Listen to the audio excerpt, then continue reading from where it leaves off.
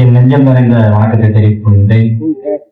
இந்த நீட் தேர்வு என்பது இந்த மதவெறி பிடித்த இந்த மத்திய அரசால் தொடர்ந்து இந்த மதவெறி பிடித்த இந்த மத்திய அரசுக்கு எதிரான மாநிலங்கள் எங்கெங்கே இருக்கின்றதோ அந்த மாநிலத்தெல்லாம் தொடர்ந்து குறிவைத்து இந்த மோடி அரசு ஏதோ ஒரு பிரச்சனையை இந்த மக்கள் மத்தியில கொண்டுட்டு வந்து தொடர்ந்து கொண்டுட்டு வராங்க. சொல்லிட்டே போலாம், அவங்க கொண்டு வந்த பிரச்சனை எத்தனையோ பிரச்சனைகள் இருக்கு, கொண்டுட்டே போகலாம். ஏன்னா மக்களுக்கு விரோதமான செயல்கள் மட்டும்தான் இவர்களால் செயல்படுத்த முடியும். ஏனென்றால் அதில் ஒரு முன்னோடியாக இந்த தமிழக மாநிலம் பெரியார் இயற்றியும் ஆட்சி இயற்றியும் அம்பேத்கரை நேசித்துக் கொண்டு எத்தனையோ தொண்டர்கள் இளைஞர்கள் இன்னைக்கு ஜனநாயக ரீதியாக சாதி மதத்துக்கு அப்பாற்பட்டு இந்த மதவெறி பிடித்த இந்த பிஜேபி அரசுக்கு எதிராக நாங்கள் போராடி கொண்டிருக்கின்றோம். இந்த நீட் தேர்வால் இத்தனை பெண் குழந்தைகள் மாணவர்கள் இறப்பு, அது நம் தங்கை அனிதா அவர்கள் இருந்தார்கள். நான் கேட்கிறேன், இத்தனை ஆண்டுகளாக டாக்டர் எத்தனையோ மருத்துவத்துல வேலை செஞ்சு நமக்கு முன்னாடி பேசின தோழர் சொன்னாங்க, எல்லாமே அவங்க செஞ்ச சிகிச்சை எல்லாமே வெற்றிகரமாக முடிச்சிருக்காங்க. அவங்க நீட் தேர்வு எழுதிட்டு வந்தாங்களா? இல்ல, அப்ப எதுக்கு இப்ப மட்டும் நீங்க நீட் தேர்வு வைக்கணும்? என்ன காரணம்?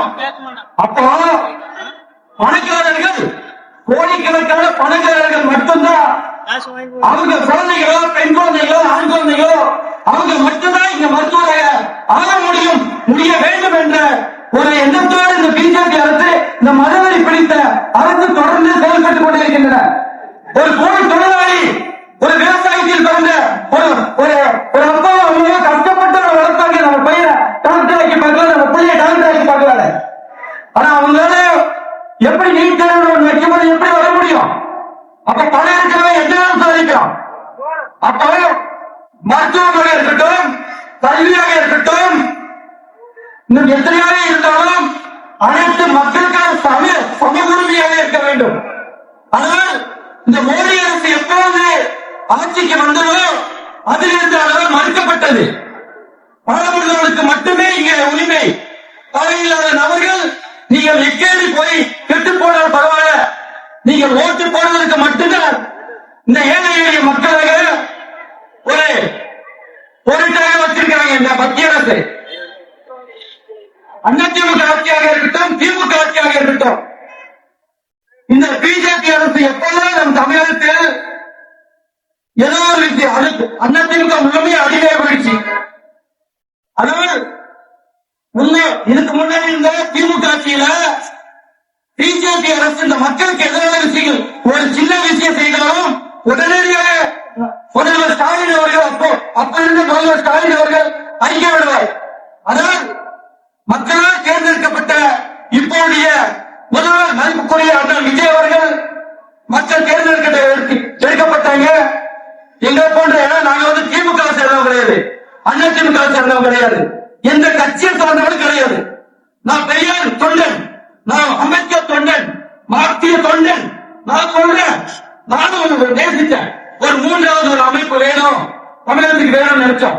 ஆனா ஒரு அடிமுட்டாள்தனமாக இன்னைக்கு பிஜேபி இன்னைக்கு தமிழக அரசு உங்களுடைய செயல்பாடு வேணும் ஒரு அடிமுட்டாள்தனமா இருக்குது. இல்ல, நான் கேட்கிறேன், எம்எல்ஏ, அமைச்சர், கவுன்சிலர், உங்களுக்கு எதிரே வேலை, மக்களுடைய பிரதிநிதி, மக்களுக்கு என்ன தேவையோ செஞ்சு கொடுக்குறது.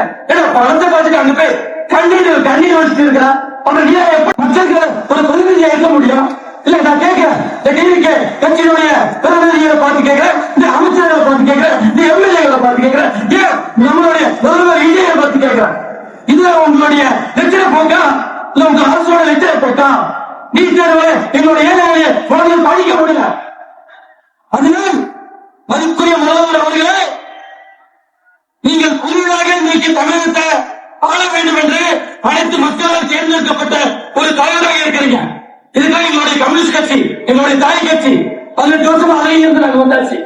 எங்களுடைய கட்சிகள், எங்களுடைய இந்திய கம்யூனிஸ்டும் மார்க்சிஸ்ட் கம்யூனிஸ்டும் பிசிகவும் உங்களுக்கு ஆதரவு தெரிவித்து இன்னைக்கு நல்ல முறையில் நீங்க பண்ணவே இனி வர காலகட்டத்தில் இந்த மனவெறி பிடித்த இந்த பிஜேபி கட்சி நம்மளுடைய தமிழகத்தை வஞ்சிக்கு விதமாக எந்த ஒரு செயல்பாடு இருந்தாலும் அதை எதிர்த்து முதல் குரலாக, ஏன்னா எங்க தமிழகத்தினுடைய பிரதிநிதியாக முதல்வர் விஜய் நீங்கள் உங்க அதனால் நீங்க வெளியில நாங்க மதவாதத்துக்கு மதவாதிகளுக்கு நாங்க எதிரானவர்கள் என்று இந்த கூட்டு கலவரத்தனமா பண்ற வேலை விட்டுட்டு ஓடி எடுத்து தமிழகத்துக்கு எந்த ஒரு அகப்பாடு செய்தாலும் முதல் கோலம் வகையிலிருந்து அறிக்கை பெற வேண்டும்.